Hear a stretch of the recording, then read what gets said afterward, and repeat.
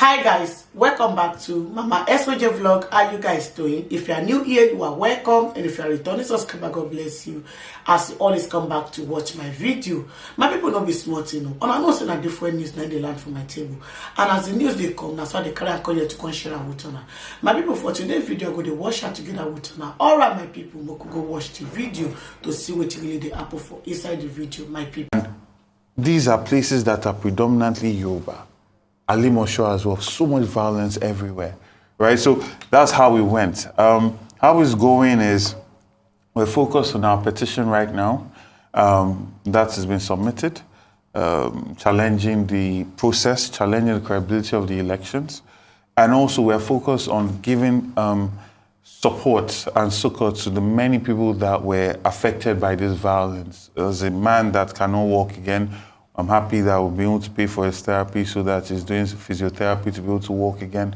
About 5 people have lost their sight. 2 have lost sight in one eye. 3 have lost sight in one eye. The other 2 are still trying to recover their sight. About 23 people still have bullet pellets in their bodies.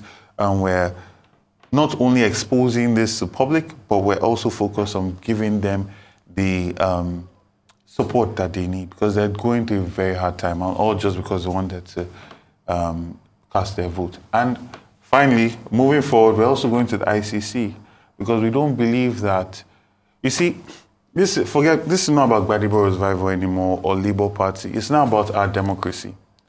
And I say this, but they try to twist my words.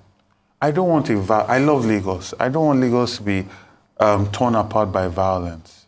What I'm saying is, for any normal person looking at this scenario, if this scenario is allowed to stand, right? Anybody that is planning for future elections will not be thinking about debates anymore. They'll be thinking that these people are going to do the same violence again, so I must come with violence. And that's why we must resist this. The people that fan these ethnic quarrels, fan this ethnic tension, because there's a danger. If you look at Hitler's Germany, first it starts with the words, and you other people. So they are not us. So it's okay for bad things to happen to them. Right? And then the violence happens. So we must take a stand against this for our democracy. All right, thank you very much. So you're saying you're doing this for posterity's sake? Yes. Because a number of people have said, stop making an issue out of it. Let us move forward. Let us heal. Let us begin to fix Lagos rather than going back to the past. So just to get it on record that the reason you're doing this is obviously for a sense of justice, and for posterity's And you know, sake. healing cannot happen where there's no justice.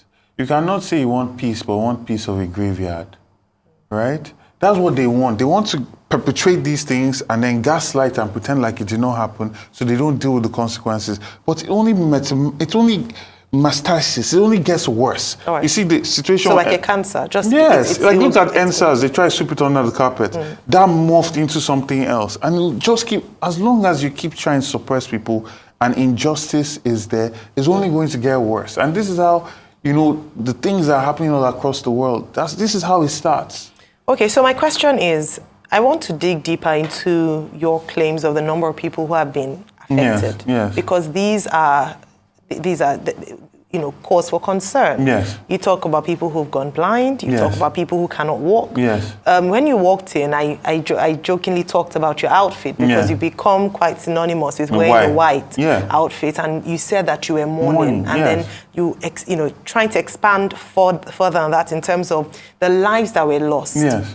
What people would question would be, what is the authenticity of this? Because we're still trying to get the authenticity of the numbers of people who were killed during NSAS, and there's still that debate around that. So that's going to be the question to you: that who are these people that you're saying lost their lives? Was it directly as a result of the elections? Were there other reasons? What's the facts? What's the evidence of your claim?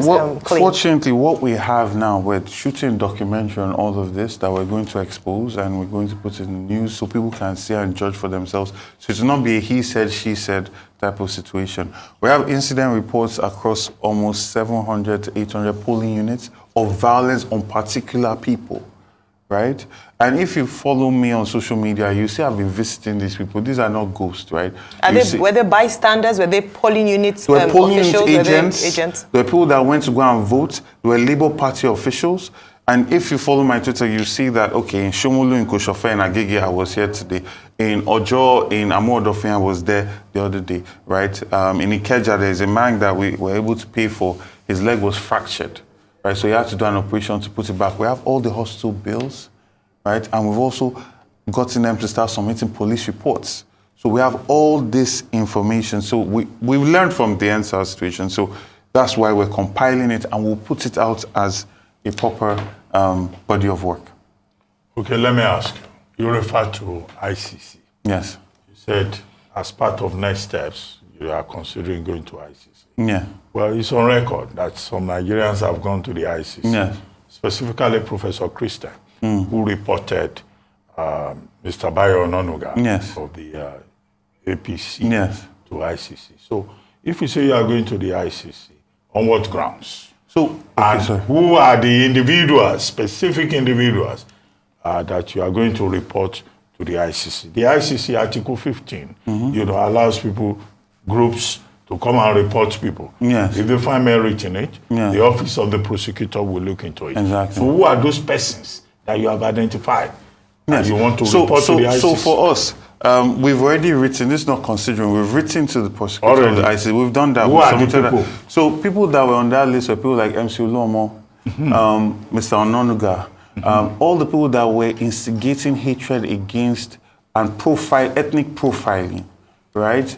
And all the people also that were involved in violence on that day. So there are a number of people that might not be popular, but we know for a fact that they were include the instrumental. traditional rulers that announced Soro Festival to check? Well, yes, we did. Like who? We did. I believe that, and also for the violence that happened in front of the Onuru's Palace. Oniru? Yes, and in Legushi. The Legushi is also on the list. I believe so. I'll have to confirm this, but it was an objective petition. It was not a subjective one. If you did anything to cause people to be worried, to intimidate or suppress people, or to enable violence, we are reporting you. This is the thing. Again, I said, in 4 years' time, another election is going to happen. And elections are always, when you prepare for an election, you are always preparing based on what happened previously. So if our kings are calling Oro during the day, I'm sure you are familiar. You know that Oro is not supposed to be during the day. Of course. That's a desecration of a right that has been old in Yoruba culture for a very long time, right? And you desecrate it by doing it during the day. Then it also shows how serious you are taking the rights that you're supposed to be the custodian of. I'm sorry to say, but we also have to start speaking truth to power if we want to move this country forward. Yeah, but okay, that's ICC. Under the Rome Statute of 2002, dealing with acts of aggression, crimes against humanity, genocide. How far have you gone with, petitions before the local authority in this regard, the Election Petitions Tribunal? Yes, we've compiled our petition and we've submitted it, and we have a very good case. So I'm very positive. I always make decisions based on faith rather than fear. And I believe that when people have died, especially when they were threatened with the whole Oro situation, and if you've seen the videos where they're literally cursing anybody that's not going to vote for the ruling party, right? I'm not sure if you've seen that video, but it exists, right? And they came out in spite of that and voted for a young man who did not give them any money to do that. You owe it to them to fight for that mandate as far as you can. So we're going to do that, and we have a good case, and we're going to push it all the way. Okay, just to clarify, when you say fight for that mandate, are you the petition before the election tribunal? Is it for the process, to challenge the process, or the results? Because what the numbers suggest that there's quite a significant distance between you and the winner of the gubernatorial elections in Lagos State, Governor Sanwo-Olu. So what they're saying is that there's no case there. It was obvious that people voted for him. So what are you presenting to the tribunal? And if you're saying you're challenging the outcome, then what's your justification, bearing in mind the number difference between you and Governor Sanwo-Olu? Okay, so I laugh because it's actually sad how this election has just completely destroyed the reputation of INEC. Which I'm sure if you remember when I've come on here, I'll talk about INEC, electronic transmission of votes, like they've done so well, all of that. So we have on record, first, incidences of violence where all our polling agents and PDP agents were chased away and results were written. And we can prove that. We have testimony that can come on that. Areas of a lot of violence where elections pretty much did not happen, right? We're going to prove that as well. And we're also focused on now showing the difference if these things did not happen, right? So we're challenging the process and we're challenging the results.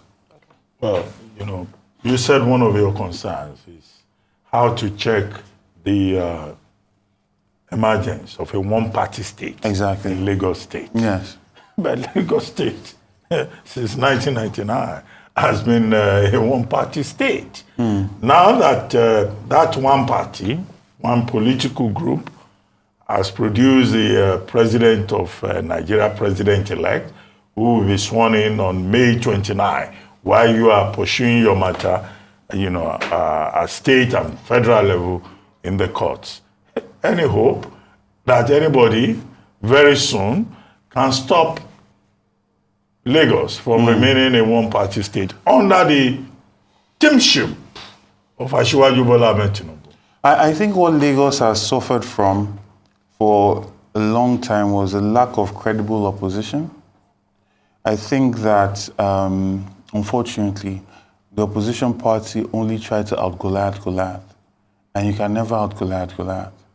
What we came with that gave us the results that we did was a completely new strategy, a completely new voter demographic, a completely new ideology, right? And that's why we did so well.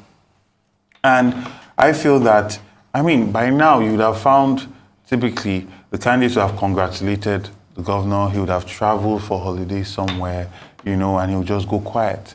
But that's not the case with us. For us, we are the future, and our decisions that are being made are going to affect us and our children, right? So we must do the best we can to ensure that it's not just about this election, it's about the precedent that's being set by this election and how we want it to now affect the next election, right? Because I want to know that we've given our all to make sure that in 2027 we'll have a peaceful election in Lagos State. And I don't think that's asking too much, right? Because what happened in Lagos was a war on Lagosians. No matter how they want to color it or muddy the waters, in Ikoyi, there were Yoruba people that were beaten and affected by thugs and hooligans that came in to the place, in Parkview, right? So even, look at what happened in VGC as well, right? And the complicity of INEC as well in this process has to be taken up, right? So that if they want to try anything again next time, they will do things differently. Or at least be more, give a perception of equity, fairness, and justice. Not this brazen rape of our democracy in Lagos State. All right, so I want to go back to a statement you talked about in terms of credible opposition. Yes. One of the strengths of a democracy, a good democracy, is opposition. Yes. A strong opposition. In Lagos State, that had been PDP, that had been the main opposition. So are you saying that PDP was not a credible opposition? And why would you say that, bearing in mind that you were in PDP before moving on to Labour Party? Yes. And then beyond that, I'd like you to also speak about, because we looked in the introduction, we talked about ethnic bigotry. Yes. I want to ask in terms of post-election. So some people have said it's a political tool that was used before elections. Unfortunately, what we've seen is that it's possibly exacerbated post-election. Yes. I'd like you to give your assessment of it and how we can begin to tackle this, because people are listening. Oh, yeah. Even comments around it, people have said, now calling you by your middle name almost seems like a slur, which shouldn't be the case. So I'd like you to speak to that in terms of what the reality has been, and then have there been any threats to your security or to your livelihood? Yes. So in terms of a credible opposition party, I feel that because the PDP, this is my own humble analysis of the situation, because the PDP had gone through two major crises. One was the murder of Funsho Williams. The second one was this whole conversation of being able to take all the Southwest but leaving Lagos for Tinubu because Alhaji Atiku Abubakar was in charge at the time. I think those two things have influenced the psychology within the party.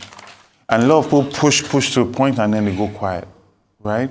And then you have candidates that will emerge as governor and you won't hear from them for 4 years and they come up when it's time for elections again. That's not opposition, right? So the quality of candidates you put forward matters. The why of that candidate matters, right? And that's what will keep them going. So that's what I mean by credible opposition. Is the staying power outside of election season, right? And being able to be focused on that.